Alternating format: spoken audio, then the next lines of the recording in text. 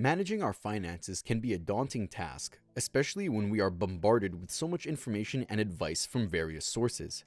We often carry with us preconceived notions and beliefs about the right way to manage our finances, which were instilled in us by our parents, mentors, or teachers early on.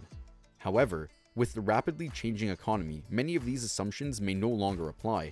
We will explore 3 financial assumptions that are no longer valid and why we need to reevaluate our financial assumptions regularly. The first outdated financial assumption is the idea that we should buy as much house as we can afford. In the past, buying the biggest house possible was deemed the smartest choice based on the idea that house prices always increase and that people would grow into their homes. However, the subprime mortgage crisis proved that real estate prices can decrease and we may not need all the space we thought we would.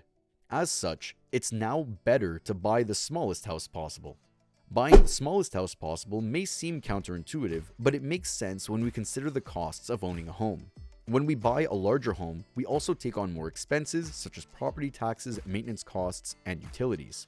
These expenses can add up quickly and eat into our disposable income. Additionally, buying a smaller home can help us save money for other financial goals such as retirement or education. The second outdated financial assumption is the idea that we should pay off our mortgage as quickly as possible. In the 1980s, with mortgage rates at 19%, it made sense to pay off a mortgage as quickly as possible. Nowadays, with low mortgage rates, it may be wiser to prioritize investing over paying off a mortgage, especially if the mortgage rate is less than 4%.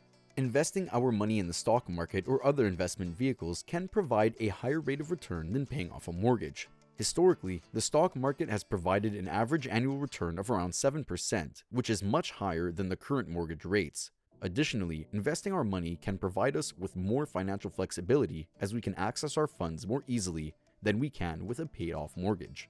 However, it's important to note that investing our money comes with risks. The stock market can be volatile, and we may not always see positive returns on our investments. As such, it's important to consider our risk tolerance and investment goals before deciding to prioritize investing over paying off a mortgage. The third outdated financial assumption is the idea that we should save 10% of our income for retirement. This advice worked when everyone had a pension plan, but it no longer applies.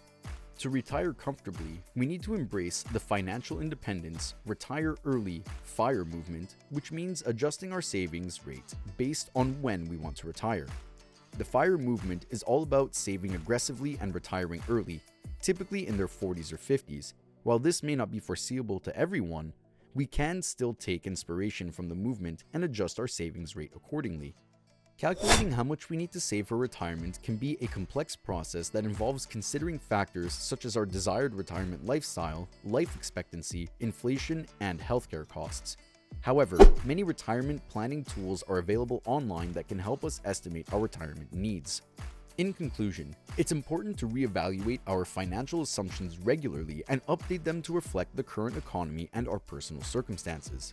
The 4 financial assumptions discussed in this article were once considered sound advice, but times have changed and these assumptions may no longer be applicable. By reevaluating our beliefs about money, we can make better decisions and secure our financial future.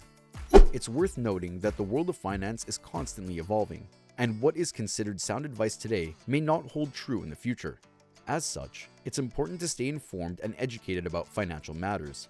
This can be achieved through reading financial news, attending financial seminars or workshops, and seeking advice from financial professionals. Additionally, it's important to remember that personal finance is just that, personal. What works for one person may not work for another. As such, it's important to customize our financial plans to our individual needs and circumstances. In summary, the 4 financial assumptions that are no longer valid are: 1. Buy as much house as you can afford.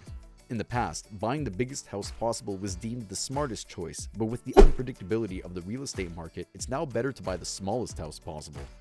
Number 2. Pay off your mortgage as quickly as possible. With low mortgage rates, it may be wiser to prioritize investing over paying off a mortgage, especially if the mortgage rate is under 4%. 3. Save 10% of your income for retirement. To retire comfortably, we need to embrace the financial independence, retire early, FIRE movement, which means adjusting our savings rate based on when we want to retire. By reevaluating these assumptions and updating our financial plans accordingly, we can make better decisions and secure our financial future. Thanks for watching, and remember to subscribe if you'd like to see more stories like this.